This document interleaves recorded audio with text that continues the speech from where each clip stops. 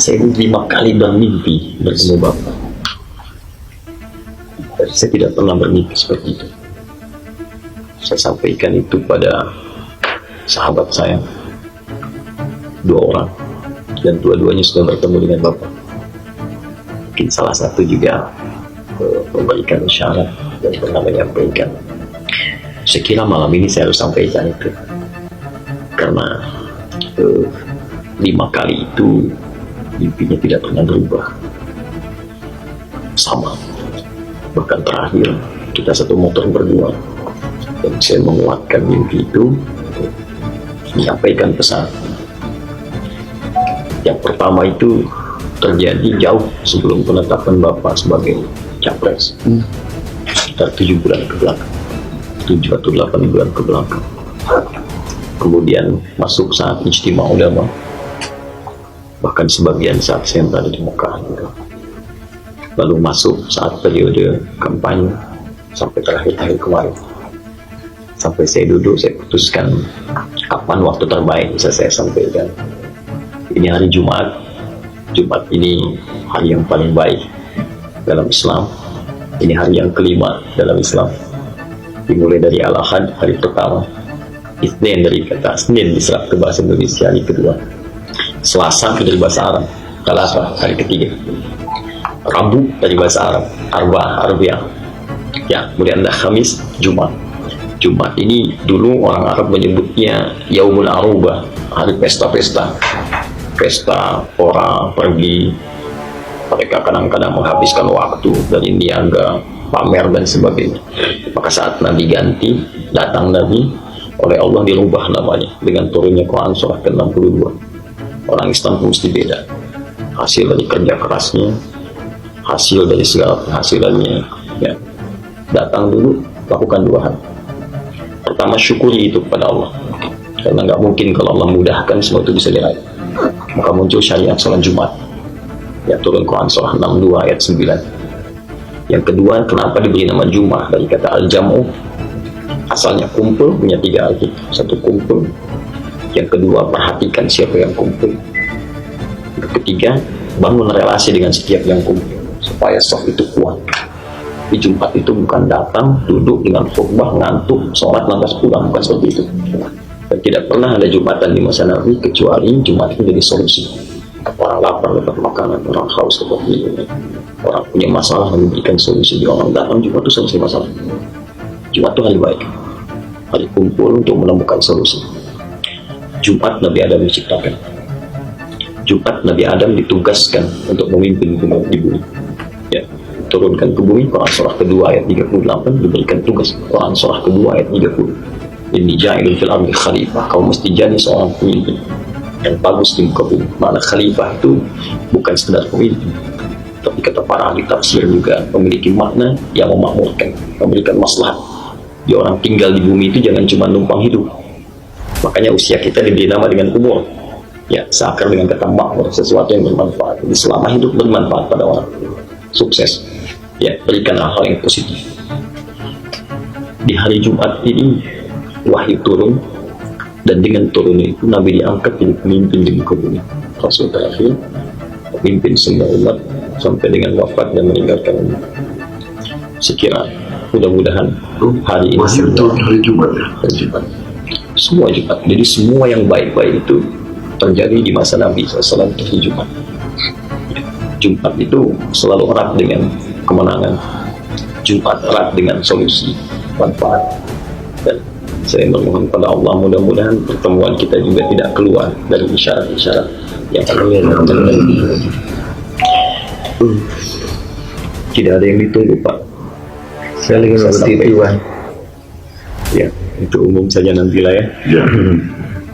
Jadi Pak Prabowo mohon izin, dan mungkin juga ada teman-teman, karena ini sifatnya umum juga bisa saya sampaikan. Tapi bagian terakhirnya nanti saya hanya akan tunjukkan kepada Pak Prabowo, boleh ya? Pertama, ada 3 bagian di mimpi itu yang saya sampaikan, dan saya yakin ini benar.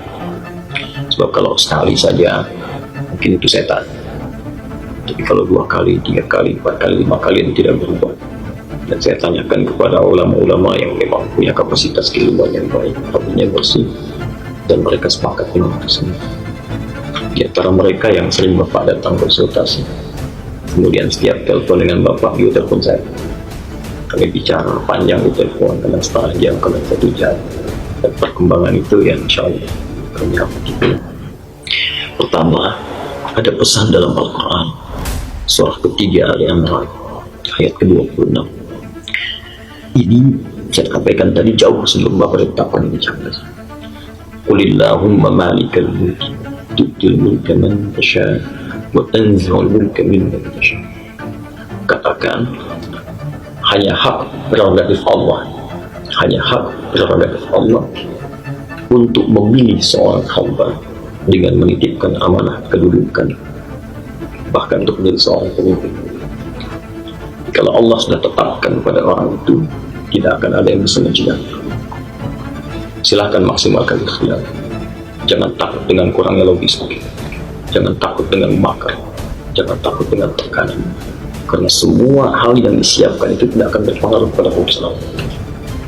Cukup berikhtiar dengan baik, lakukan dengan jujur, niatkan dengan ikhlas, maka kalau Allah sudah pilih, itu pasti akan terjadi. Yang kedua, wa tu'izzu man tasha wa tudhillu man tasha. Allah berpesan, jika nanti kedudukan sudah berakhir, maka buatlah kebijakan-kebijakan yang itu menghasilkan kebanggaan Bapak di hadapan Allah. Izzah, sesuatu yang bisa membuat Bapak bangga dan diapresiasi. Bukan cuma urusan dunia, tapi satu saat semua amanah ini akan Bapak bawa di hadapan Allah.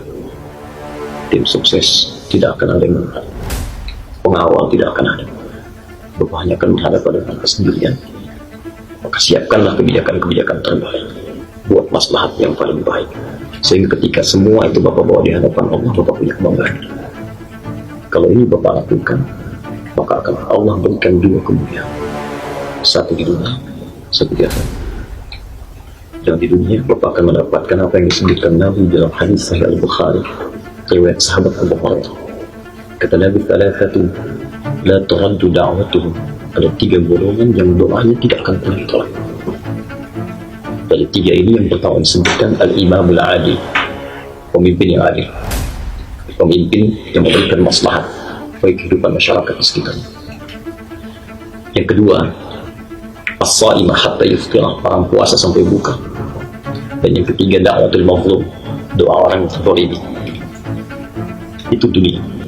Jadi ketika Bapak bersikap adil, buat kebijakan yang baik-baik, itu malam-malam Bapak berdoa, bangun, pikir, sholat, bahkan dalam setiap kesempatan sholat Bapak memohon kepada Allah, itu doanya mustajab. Tidak harus jadi ustaz. Doa mustajab itu tidak hanya seorang kiai yang langsung dijawab, ya. Tapi kata Allah melalui lisan nabinya, seorang pemimpin yang adil, dia angkat tangannya di berdoa seketika dikabulkan. Maka Imam Ahmad pernah menyampaikan, kalau ada orang yang punya satu permohonan, satu aja, dan itu mustajab, minta pemimpin yang adil. 2, ada kemuliaan di akhirat. Hadis ini sudah sangat populer. Orang yang di dunia yang diberikan amanah kepemimpinan dan dia bersikap adil, baik, membuat kebijakan maslahat, maka dia akan diberikan jaminan ketenangan sebelum hisab. Sab'atun yadhilluhumullahu fi dhillin yawma la dhilla illa dhilluh. Ada 7 golongan yang akan diberikan perlindungan oleh Allah saat orang lain merasa susah, sulit, dan tidak peduli masuk neraka atau surga. Yang penting pengen segera dihisab. Wah, situasi berat, lebih berat dibandingkan situasi dunia, tekanan yang lebih banyak. Maka ada 7 golongan yang santai saja, tenang gitu. Kok melihat orang kenapa ya banyak gelisah, banyak takut, ya ini tenang ya. 7 golongan ini pertama kali disebutkan al-imamul adil, pimpin yang baik, yang adil, yang bijak, punya kebijakan-kebijakan yang positif. Maka ditawaran, kata Allah, saya tidak pilih yang lain, saya titipkan pada yang saya pilih. Mudah bagi saya pilih yang lain, saya pilih seseorang buat kebijakan yang baik. Tapi kalau Bapak simpangkan kedudukan itu dan membuat kebijakan yang bertentangan dengan hukum Allah, membangkang kedudukan, membuat kebijakan yang tidak baik, mencelakai rakyat, berkhianat kepada amanah, maka kata Allah, waktu dulu bentuknya saya akan rendahkan. Jangan tunggu sampai akhir, tapi saya rendahkan kehidupannya bahkan sejak dulu. Saya buat namanya tidak baik, saya buat kesannya tidak baik.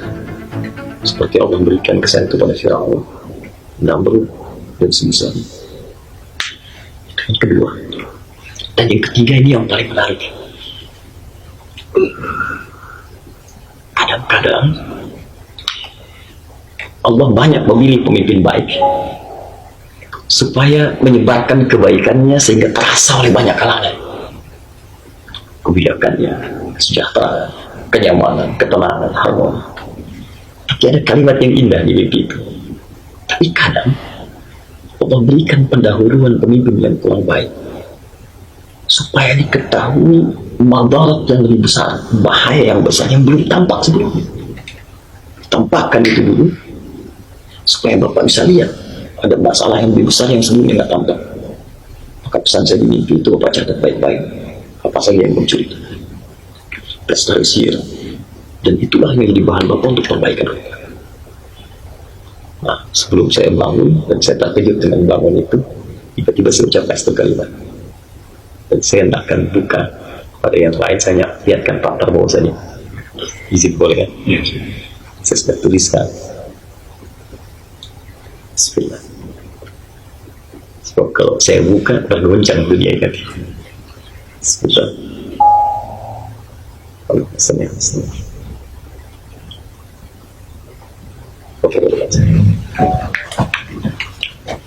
Ini ditulis saya sudah dalam mimpi langsung bangun ini langsung saya bangun dan saya sampaikan pada beliau ini saat kami bertemu. Saya tunjukkan fotonya pada Bapak dan dia tidak bisa jawab, banyak diam saja.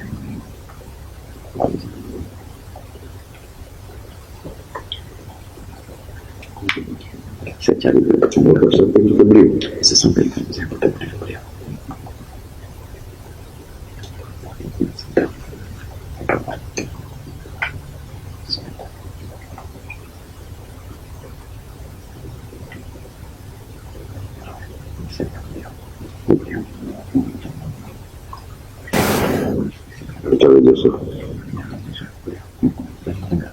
Saya minta hanya dengan berdua saja. Kebanyakan teman-teman itu yang kunjungan ke saya tidur sendiri. Ya, saya langsung datang. Saya klarifikasi. Saya di sini. Beliau nggak jawab. Beliau paham. Beliau paham. Tapi nggak jawab. Nggak jawab. Tapi ya, saya paham isyarat. Ya. Jadi saya pikir, insya Allah semuanya baik. Mudah-mudahan juga insya Allah jalannya lapang. Ya. Dan seperti apa yang disampaikan, mudah-mudahan bisa dipegang dengan baik ke depan. Saya yakin yang saya tadi kasih lihat Bapak terakhir itu yang dimaksudkan sebelumnya. Mungkin bukan Allah tidak berkenan, tapi kalau Bapak saat itu dapatkan, Bapak bisa lihat seperti yang sekarang. Hanya sesuatu yang harus terbaiki. Dan itu luar biasa. Jadi kalau nggak tampak di masa-masa periode ini, bagaimana bisa terbaiki ke depan? Mungkin perlu Pak tampil perbaiki semua itu, jalani dengan ikhlas, berpihak, yang hasilnya serahkan kepada Allah. Ada 3 syarat dalam Al-Quran tentang kepemimpinan. Pertama, bangsa itu tidak akan makmur, maju, kecuali dipimpin oleh orang yang memang punya kecintaan kepada bangsa dan ikhlas dalam memberikan pengabdian. Di poin ini saya percaya dengan almarhum Gus Dur bahwa tidak ada yang paling ikhlas saat ini terhadap rakyat Indonesia kecuali Pak Prabowo. Di jalan saya lihat itu. Saya mimpi ketemu Gus Dur, Pak, sebelum mengajarkan satu kitab di Al-Azhar. Itu saya nih Pak, guru kita. Ya, dan beliau tersenyum dan nyaman. Yang kedua, gak mungkin pemimpin itu bisa membuat negaranya makmur, maju, kecuali memiliki wawasan, kata Al-Quran, wawasan yang luas dan fisik yang tangguh. So, karena itu ketika Talut diangkat menjadi raja, Allah yang pilih, masyarakat protes. Dia kan nggak punya uang, tidak punya kedudukan juga yang kuat, Jadi bekal finansialnya minim. Kemudian kedudukannya dipandang kurang oleh yang lain. Kata Allah, syarat jadi pemimpin bukan uang. Ya, jadi jangan takut kalau ada orang datang dengan uang melimpah, bukan jaminan jadi pemimpin. Kata Quran, sudah kalau Allah tetapkan ya jadi. Ya. Kata Allah, saya pilih dia. Bastohan fil ilmi wal jismi. Dia punya wawasan yang luas, punya visi yang bagus, dia visioner. Dan dia kuat bisa menjalani itu. Jadi kalau kita pilih pemimpin tak punya visi, maka mustahil bangsa itu bisa maju. Nah, yang ketiga, dia punya pola komunikasi yang baik, karena memimpin bangsa itu bukan level yang kecil. Ya, ada pertemuan, ada dengan tokoh, ada dengan buka wawasan ke depan.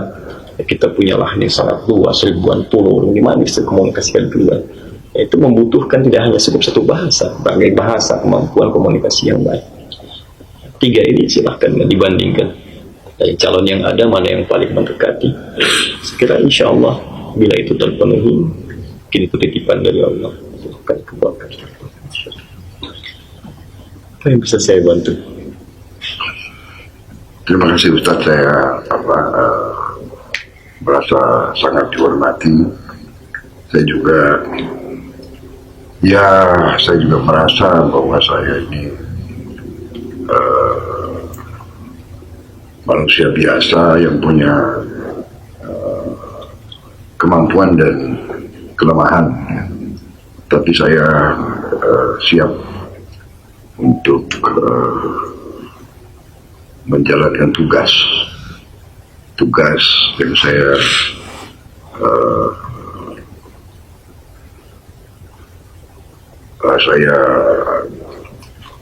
merasa bahwa rakyat menaruh di pundak saya. Jadi saya siap untuk melaksanakan.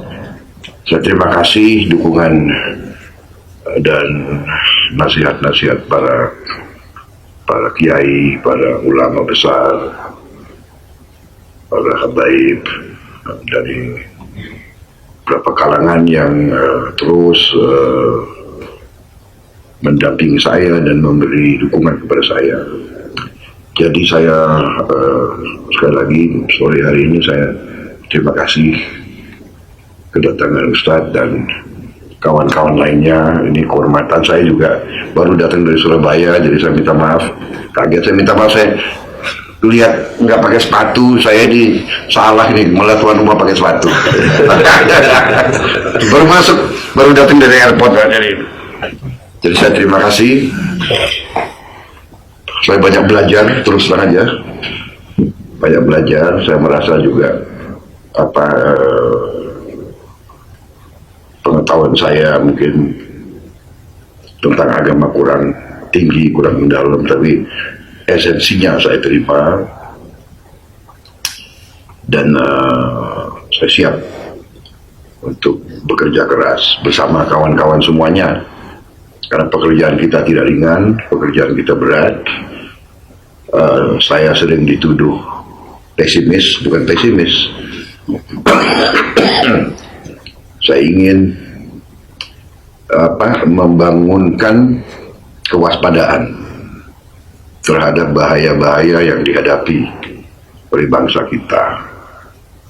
Karena bangsa kita sudah mengalami ratusan tahun pihak-pihak dari tempat yang jauh, pihak-pihak luar yang selalu mengincar kekayaan kita, Pak Ustaz. Bukan kita yang nyerang orang lain selalu datang ke kita dan selalu ambil. Iya, sampai sekarang itu terjadi dan alhamdulillah saya lihat sudah ada kesadaran, kebangkitan. Jadi saya terima kasih sekali dukungan Ustadz dan kawan-kawan. Saya menganggap ulama itu guru, pemimpin. Jadi apa yang terjadi kepada murid-muridnya pasti para guru, para ustadz yang paling berkepentingan. Dan apalagi para kiai ustadz adalah paling dekat sama rakyat, karena selalu bersentuhan. Rakyat yang paling bawah saya kira selalu mencari ustadz, kiai dan ulama. Sehingga saya merasa sekarang dukungan daripada para ulama itu sangat-sangat sangat besar. Saya merasa bahwa kita berada di jalan yang benar. Saya yakin kita berada di jalan yang benar. Tidak ada niat dari kita, Pak Sul, yang selalu mendorong saya, mengingatkan saya. Beliau lebih pengalaman di politik dari saya. Saya ini bukan ahli politik, Pak. Saya ini serdadu dulu. Jadi kadang-kadang ya serdadu itu lurus, kan begitu kan? Kalau kita AA, DB, 2 tambah 2, 4. Ternyata di politik ini kadang-kadang 2 tambah 2 mungkin 22. Banyak. Tapi sekarang saya juga banyak belajar. Tadi pesan-pesan itu saya sangat catat, Pak Ustadz. Saya mudah-mudahan saya kuat untuk menjalankan amanah. Saya janji saya akan berjuang sekeras mungkin. Saya tidak akan saya berusaha sekeras tenaga untuk tidak mengecewakan kepercayaan ulama, kepercayaan umat, kepercayaan rakyat kepada saya. Saya berniat untuk mencari putra-putri terbaik untuk bersama-sama kita membersihkan, meluruskan, memperbaiki negara kita yang sangat besar, yang sangat kaya, sebetulnya yang sangat potensial. Saya percaya dalam waktu yang tidak lama kita bisa mengembalikan keadaan menjadi keadaan yang sejahtera. Jadi itulah tujuan kami, Pak. Jadi saya sangat berterima kasih dengan bimbingan, dengan peringatan, dan saya mohon terus diperingati, saya mohon terus diawasi. Karena sebagai manusia kita juga mungkin ada kekurangan. Jadi saya pengalaman saya selalu saya ingin berunding, walaupun kadang-kadang dengan musuh saya ingin berunding. Itu sifat saya. Jadi saya prajurit. Orang mengira Prabowo ini keras begini begitu, tapi saya belajar dalam perang sering kalau kita keberanian itu tidak hanya untuk bertempur, tapi keberanian berunding. Jadi saya selalu ingin coba mencari tadi solusi yang bisa memuaskan banyak pihak. Kadang-kadang sulit, kadang-kadang kita harus ambil keputusan yang mengecewakan banyak pihak, tapi demi kepentingan yang besar harus dilaksanakan. Jadi saya bertekad sama kawan-kawan dalam tim kami, kita akan cari nasihat, cari bimbingan, cari masukan dari sebanyak mungkin sumber, dan kita akan konsultasi terus dengan pemimpin-pemimpin umat, pemimpin-pemimpin dari semua golongan untuk mencapai apa yang kita cita-citakan bersama. Saya kira itu dari saya, Pak Ustadz. Sekali lagi terima kasih kunjungannya. Ya, saya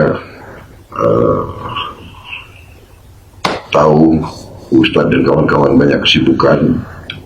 Jadi di saat-saat yang seperti inilah kadang-kadang kita harus ambil keputusan, tidak terlalu banyak perencanaan gitu.